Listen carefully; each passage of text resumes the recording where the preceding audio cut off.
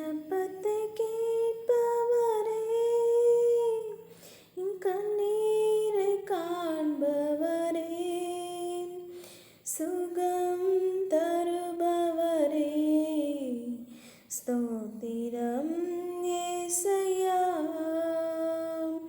உம்மால் கூடும் எல்லாம் கூடும், ஒரு வார்த்தை சொன்னால் போதும். உம்மால் கூடும் எல்லாம் கூடும், ஒரு வார்த்தை சொன்னால் போதும்.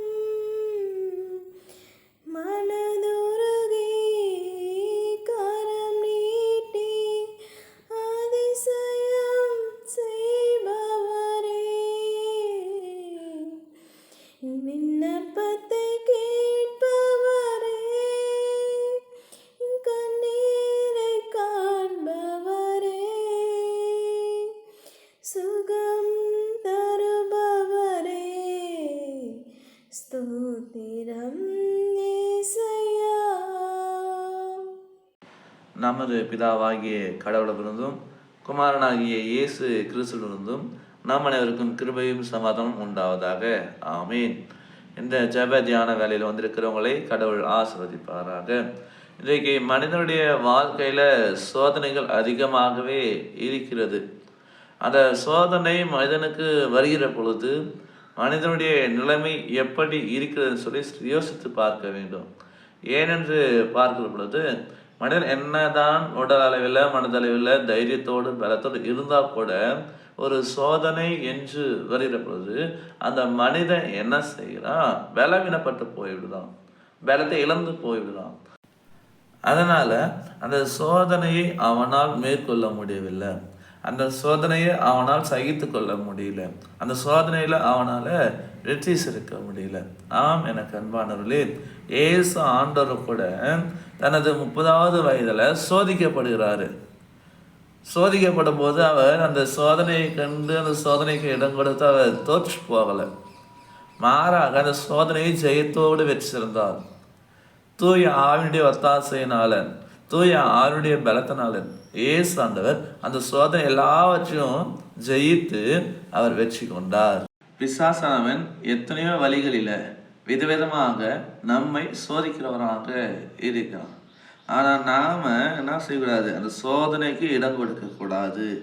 இயேசு ஆண்டவர் தன்னுடைய சோதனையின் காலங்களில் எப்படி கடவுளை பற்றும் நம்பிக்கையில் நிலைத்திருந்து கடவுளுடைய வார்த்தையை கொண்டு எல்லா சோதனைகளிலும் வெற்றி சிறந்தாரோ, அவருடைய பிள்ளைகளாகிய நாமும் கூட, அந்த இயேசு ஆண்டவரால் மீட்கப்பட்ட நாமும் கூட நாம் என்ன செய்ய வேண்டும்? எல்லா சோதனைகளிலும் வெற்றி சிறக்க வேண்டும். அப்போ எல்லாத்திலும் வெற்றி பெற வேண்டும் என்றால் நாம் என்ன செய்ய வேண்டும்? கிறிஸ்துவுக்குள்ளாய் இருக்க வேண்டும், கிறிஸ்துவுக்குள்ளாய் வாழ வேண்டும், கடவுளுடைய வார்த்தையில் நிலைத்திருக்க வேண்டும், கடவுளை பற்றி நம்பிக்கையில் நிலைத்திருக்க வேண்டும். இயேசு ஆண்டவர் சோதனையை ஜெயித்திருக்கிறார். அப்போ அந்த இயேசு ஆண்டவர் தூய ஆவின் வழியாக எனக்கு உதவி செய்வார், எனக்கு உதவி செய்கிறார், எனக்கு உதவி செய்ய போகிறார் என்று சொல்லி அந்த திடமான விசுவாசத்தை நிலைத்திருக்க வேண்டும். எப்பேற்பட்ட சோதனை வந்தாலும், எப்பேற்பட்ட எவ்வளோ பெரிய சோதனைகள் வந்தாலும் கூட நாம் அந்த விசுவாசத்தை விட்டு, அந்த நம்பிக்கையை விட்டு நம்ம என்ன பண்ணக்கூடாது? விலகி போகக்கூடாது.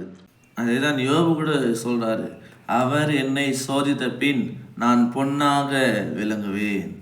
யோபின் புஸ்தகம் 23ஆம் அதிகாரம் 10ஆம் வசனத்தில். அப்போ யோபு சொல்கிறாரு, அந்த சோதனைக்கு பின்பாக நான் பொன்னாக விளம்புவேன், பொன்னாக நான் மாறுவேன், என் வாழ்க்கை நிலையாக மாறிவிடும், என் வாழ்க்கை இன்னும் ஆசீர்வாதமாக வந்துடும். எப்போ? சோதனைக்கு பிற்பாடு. எவ்வளவு சோதனைகள் வந்தாலும் கூட அந்த நம்பிக்கையில் நிலைத்திருக்கிற பொழுது. அப்போ இன்றைக்கு இந்த காலை வேளையில் இந்த தியானத்தில் இருக்கிற உங்களுக்கு கூட சரி, உங்கள் வாழ்க்கையில் உங்கள் சோதனையில் இயேசு உங்களோடு இருக்கிறார். இயேசு சோதனையை சகித்திருக்கிறார், இயேசு சோதனையை கண்டிருக்கிறார், இயேசு சோதனையை வெற்றி சிறந்திருக்கிறார்.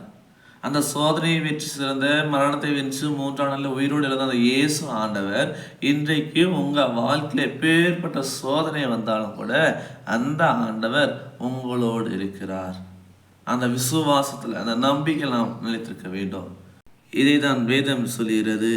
எபிரேயர் 2 அதிகாரம் 18 வசனம் இப்படியாக சொல்லுகிறது.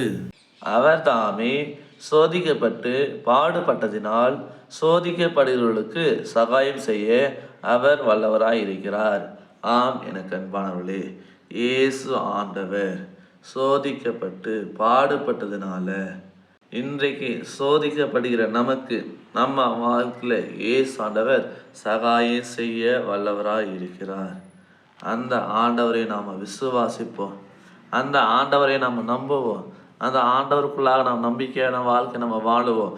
எப்பேற்பட்ட சோதனை வந்தாலும், எப்பேற்பட்ட எவ்வளோ பெரிய சோதனை வந்தாலும் இயேசு என்னை விடுவிப்பார். அந்த நம்பிக்கையில் நாம் தொடர்ந்து வாழுகிற பொழுது கடவுள் நம்மை ஆஸ்வதிப்பார், எல்லாவற்றிலும் மேன்மை தருவார், நம்முடைய வாழ்க்கையை பொன்னாக விளங்க செய்வார், நம்ம வாழ்க்கையை ஆசீர்வாதமாக மாற்றிடுவார்.